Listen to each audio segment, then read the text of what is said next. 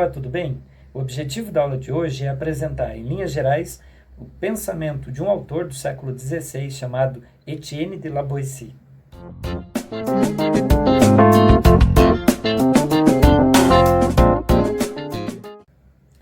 Na obra intitulada O Discurso da Servidão Voluntária, Etienne de La Boétie se questiona sobre o que leva as pessoas a se submeterem ao governo de um homem só. O que faz com que as pessoas aceitem uma autoridade que é absolutamente artificial. Claro que o objetivo do autor é, como o próprio título indica da obra, mostrar que essa servidão, em última instância, acontece de modo voluntário. Para que esse voluntariado aconteça, o autor inicialmente pondera duas grandes condições que favorecem a submissão das pessoas a esses tiranos. Vale lembrar, para Etienne de La Boétie, esse poder sempre tem um caráter tirânico porque ele exerce um controle sobre os outros, cerceando as suas liberdades. Etienne de La Boétie, como deve já ficar bastante evidente também, é um autor anarquista, né, que pressupõe que se a gente tivesse consciência, inclusive, dessas estruturas que oprimem as pessoas e que, de algum modo, as induzem a voluntariamente se submeterem e se tornarem, né, portanto, submissas, se houvesse consciência disso tudo, haveria possibilidade também de a gente romper esses grilhões e tornarmos-nos livres. E aí, em relação ao que favorece isso, ele vai elencar, de um lado, a religião, né? Então ele vai dizer que a religião acaba tendo esse papel, né, de criação de consciência submissa a um determinado sujeito, que claro que por um aspecto de fé acaba se sobrepondo aos demais. Junto a essa religião, claro que se misturam, né, aspectos de superstição que vão fazer com que haja uma certa valoração nessa submissão, inclusive, né? E do outro lado, o que ele considera como hábito. Então, essa ideia do hábito, ela está associada ao fato de que, como a maior parte das pessoas já nasce submissa a estruturas de poder, isso, embora a gente tenha uma natureza que sempre relute contra, de algum modo, essa ideia de sermos submissos e estarmos sob o jugo de alguém, o costume acaba prevalecendo. E o costume aqui, como sinônimo do hábito, faz com que a gente acabe se conformando literalmente e, de algum modo, inclusive, necessitando dessas estruturas de poder, porque, claro, a gente perde a possibilidade de desenvolver a nossa capacidade de autogestão, de autocontrole, e a gente acaba, então, criando uma espécie de dependência, né, que foi artificialmente criada, mas que parece ser natural, de sujeitos no poder para nos colocar, né, sob a organização aí de uma estrutura social. Antes de adentrar ainda na teoria do autor, vale fazer aqui uma menção. Etienne de La Boétie é um pensador do século XVI, de uma realidade filosófica muito próxima, por exemplo, a Nicolau Maquiavel, que teve suas obras publicadas exatamente nesse período, né, aproximadamente aí nesse período. E aí a gente tem dois grandes extremos, porque para Maquiavel o controle ele é uma necessidade, né, ele é necessário para que de fato haja ordem, uma vez que o caos, na visão de Maquiavel, é algo natural. Etienne de La Boétie vai na contramão dessa perspectiva, porque vai dizer que, na verdade, esse controle não é necessário. Ele é habitual, ele é, de algum modo, internalizado, mas ele é absolutamente artificial. E a ordem efetiva seria possível na medida em que a gente se redescobrisse e, claro, se libertasse dessas estruturas que tanto nos infantilizam.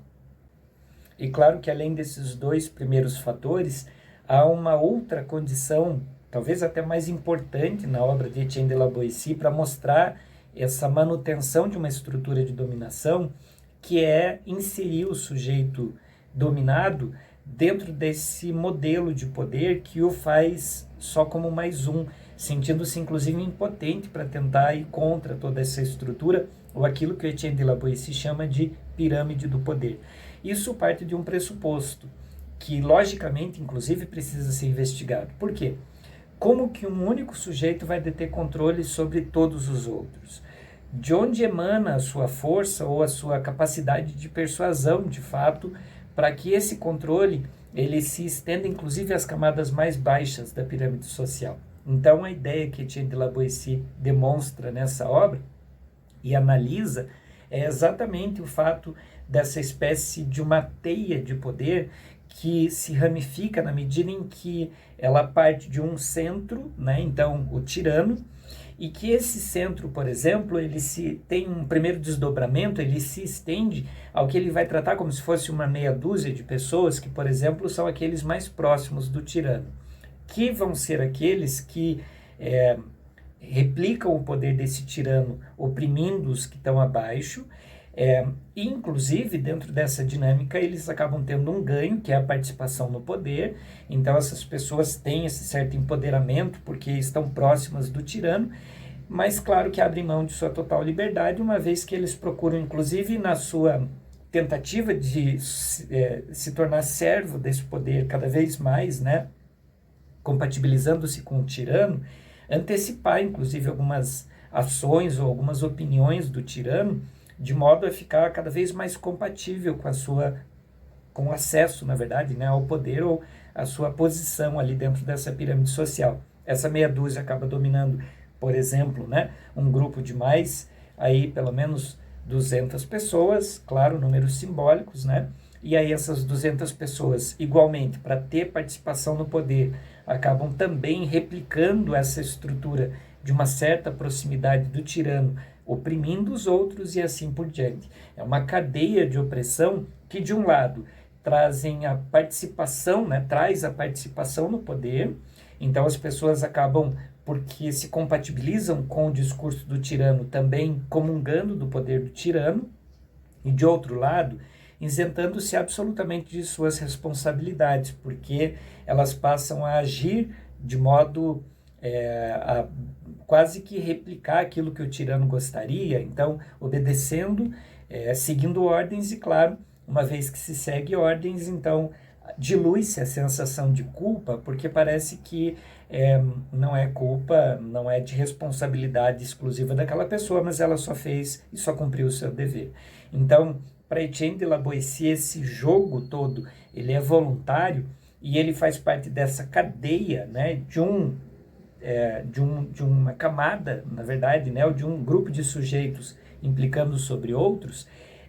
exatamente porque é um desejo de poder que está ali implicado e, além disso, né, claro, além dessa imbricação, né, de um eu junto a um desejo de poder, há também, então, essa isenção de responsabilidade. E volta, né, isso àquela tese dos fatores, por exemplo, né, que favorecem a naturalização de toda essa estrutura de dominação. E, paradoxalmente, inclusive, há até uma condição de ausência de liberdade daqueles que mais participam do poder, justamente porque acabam quase que assumindo o papel de um personagem que, para poder comungar do poder, precisa, por exemplo, replicar e agir a partir de determinadas expectativas, né? E essa proximidade do tirano faz com que isso necessariamente seja mais intensa, enquanto, por exemplo, lá na base da pirâmide social, a gente tem aqueles que têm que cumprir determinadas ordens, servindo, né? Então, submetendo-se, mas acabam tendo uma espécie de uma sensação, pelo menos, de liberdade maior, apesar de estar lá embaixo da pirâmide social, porque essas obrigações são pontuais. Fora desses momentos, essas pessoas passam a ter um pouco mais de condição de serem quem são e de agirem como elas querem agir. Claro que essa liberdade, ela é paradoxal porque a gente está falando daqueles que seriam mais oprimidos, que são esses sujeitos que estão na base da pirâmide social, mas ela tem a ver exatamente com esse distanciamento do poder tirânico.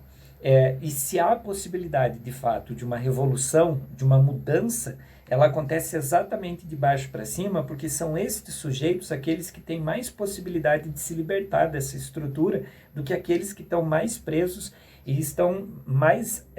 inseridos nessa estrutura de poder. E a grande questão proposta por Etienne de la Boétie, que o leva, inclusive, a definir a servidão como algo voluntário,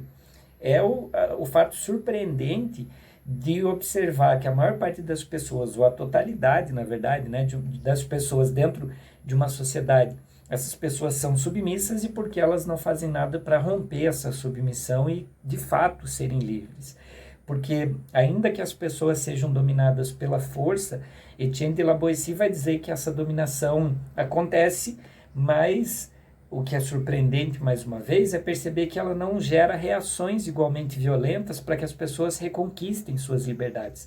Parece que há, de um modo geral, um desejo covarde de se submeter a determinadas estruturas de poder, porque isso traz um conforto existencial de basicamente as pessoas seguirem modelos pré-determinados, o que as isenta de serem elas mesmas. E no decorrer da obra, o Etienne de La Boétie vai destacar 3 grandes motivos que ordenam e de algum modo mantêm essa estrutura de dominação, embora essa servidão mantenha-se sempre numa análise de um voluntariado, né? Porque diz respeito a essa condição, né, de participação no poder, de isenção de responsabilidade, enfim, e dentre esses fatores todos, né, então,